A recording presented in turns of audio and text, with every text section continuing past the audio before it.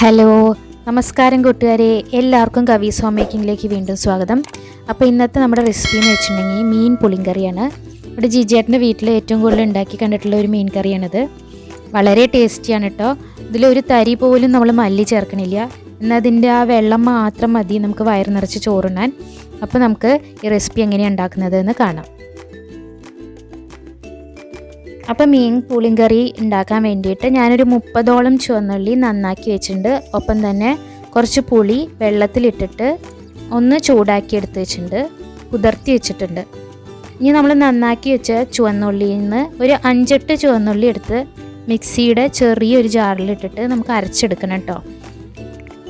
ഇപ്പോൾ ഞാൻ എടുത്തിട്ടുണ്ട് ചുവന്നുള്ളി. ഇനി ഇതിലേക്ക് ഒരു 4 ടീസ്പൂൺ, അത്യാവശ്യം എരിവുള്ളൊരു കറിയാണത്, 4 ടീസ്പൂൺ മുളക് പൊടി, നന്നായി ഹീപ്പായിട്ട് എടുത്തിട്ടുള്ള മുളക് പൊടിയാണ് എടുത്തിട്ടുണ്ട്. അതിലേക്ക് ഇത്തിരി ഉപ്പും കൂടിയും ചേർത്ത് ഇനി നമുക്കിത് നന്നായി ഒന്ന് അരച്ചെടുക്കണം. അപ്പോൾ ഞാൻ ഇത് അരച്ചെടുത്തിട്ടുണ്ട്. ഇത് നമ്മൾ ആ കറിയിലേക്ക് ഒരു കൊഴുപ്പിന് വേണ്ടിയിട്ടാണ് ഇത് ചേർക്കുന്നത് കേട്ടോ. ഇനി ഒരു 3 പച്ചമുളക് ഒരുവിധം ചെറുതായി തന്നെ അരിഞ്ഞ് ചേർക്കുക. ഒപ്പം ആ ചുവന്നുള്ളിയും കൂടിയും അരിഞ്ഞ് ചേർക്കുക. ഇനി നമ്മളിതിലേക്ക് പുളി നന്നായി പിഴിഞ്ഞ്, അധികം വെള്ളത്തിൽ പിഴിയണ്ട, ഒരുവിധം കുറുന്നനെ തന്നെ പിഴിയേണ്ടതാണ് നല്ലത്, അല്ലെങ്കിൽ പിന്നെ അത് വറ്റി വരാൻ കുറച്ച് സമയമെടുക്കും. അപ്പോൾ ഞാൻ പുളി പിഴിഞ്ഞെടുത്തിട്ടുണ്ട്. ഇനി അതിലേക്ക് മുളക് പൊടി, ഉപ്പ്, ചുവന്നുള്ളി ഇത് അരച്ചെടുത്തിട്ടുണ്ടല്ലോ ആ മിക്സ്ചർ ഇതിൽ ചേർക്കുകയാണ്. ഇനി ഇത് നന്നായി തിളക്കട്ടെ. ഇതിലേക്ക് ഞാൻ മഞ്ഞൾപ്പൊടിയും കൂടിയും ചേർക്കുന്നുണ്ട്. 1 ടീസ്പൂണ് മഞ്ഞൾപ്പൊടി ചേർക്കുക. ഇനി ഇത് നന്നായി തിളച്ച് ഇതിൻ്റെ ആ വെള്ളം വറ്റി, അതായത് പകുതിയോളം വറ്റി വരണം. അപ്പോഴാണ് ആ കറിക്കൊരു കൊഴുപ്പ് കിട്ടുള്ളൂ. ഇപ്പോൾ ഇതാ വറ്റി വന്നിട്ടുണ്ട്. ഇനി ഇതിലേക്ക് നമ്മൾ നന്നാക്കി വെച്ചിട്ടുള്ള മീൻ ചേർക്കുകയാണ്.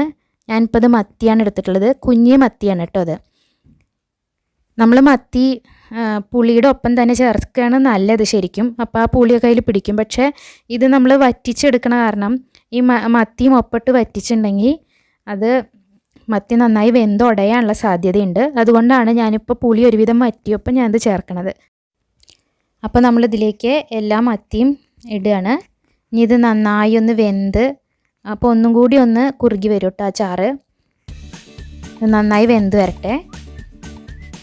അത് കഴിഞ്ഞിട്ട് നമുക്കിതിലേക്ക് ആവശ്യമുള്ള ബാക്കിയുള്ള സാധനങ്ങളും കൂടി ചേർക്കാം കേട്ടോ.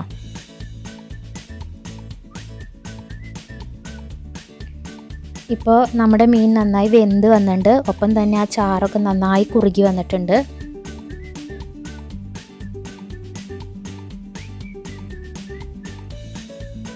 ഇനി നമുക്കിതിലേക്ക് ഒരിത്തിരി കറിവേപ്പില, ഇത്തിരി കൂടുതലുണ്ടെങ്കിൽ കൂടുതൽ ഇടാം കേട്ടോ. ആ കറിവേപ്പിലയുടെ മണം ആ കറിക്ക് ഭയങ്കര ടേസ്റ്റാണ് കൊടുക്കുക.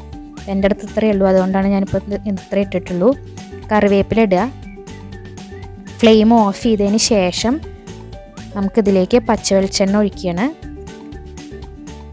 ഈ പച്ചവെളിച്ചെണ്ണ ആ കൂട്ടാനിലേക്ക് അങ്ങോട്ട് ഒഴിക്കുമ്പോൾ വരുന്നൊരു മണം ഉണ്ടല്ലോ, ഒരു 1-1.5 മണമാണ് കേട്ടോ. നിങ്ങളിത് ഉണ്ടാക്കി വെക്കുക കേട്ടോ. ഭയങ്കര എളുപ്പമാണ്, ഒപ്പം തന്നെ വളരെ ടേസ്റ്റിയാണ്. ഇത് ഇന്ന് കഴിക്കണേക്കാട്ടിലും നല്ല സ്വാദ് പിറ്റേ ദിവസത്തേക്കാണ് നന്നായിരിക്കുക. ഇന്ന് നന്നാവില്ല എന്നല്ല, പിറ്റേ ദിവസത്തേക്ക് ആകുമ്പോഴേക്കും ആ മത്തിയിലേക്ക് ആ പുളിയൊക്കെ അങ്ങോട്ട് കയറിയിട്ട് അതിൻ്റെ ആ സബോളയല്ല ചുവന്നുള്ളി നമ്മൾ ഇട്ടുണ്ടല്ലോ, അത് മാത്രം മതി കൂട്ടാൻ, ചോറ് കൂട്ടി കഴിക്കാൻ.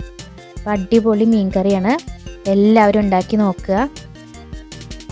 വളരെ ഈസിയാണ്, ഒപ്പം തന്നെ ടേസ്റ്റിയാണ്. എല്ലാവരും ഉണ്ടാക്കി നോക്കി നിങ്ങളുടെ അഭിപ്രായം പറയാൻ മറക്കരുത്.